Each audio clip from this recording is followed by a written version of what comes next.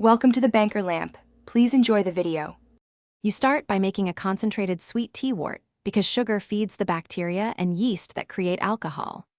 Brew 3 to 4 liters of strong black or green tea, dissolve 200 to 300 grams of sugar, then cool to about 20 to 25 degrees.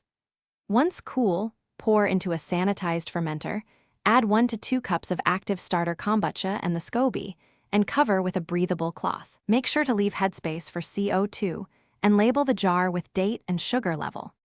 Once the SCOBY is active, monitor temperature and flavor to control alcohol versus acidity. You want a steady 20 to 24 degrees for roughly 7 to 14 days. Taste every 3 days until it balances sweetness and tang. If you aim for higher alcohol, pitch a neutral wine or champagne yeast, about 1/4 teaspoon per liter, after the first 3 or 4 days so the kombucha culture establishes first. Make sure to track pH and specific gravity with a hydrometer to know fermentation progress and safety. You finish by transferring to airtight bottles for secondary conditioning and carbonation. Prime with 5 to 10 grams of sugar per liter, fill leaving small headspace, then age at 18 to 22 degrees for 1 to 3 weeks until desired fizz and flavor develop.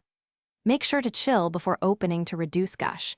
If you need a stable alcohol number, consider gentle pasteurization. If you encounter fuzzy mold, rotten odors, or pH outside safe ranges, discard and sanitize.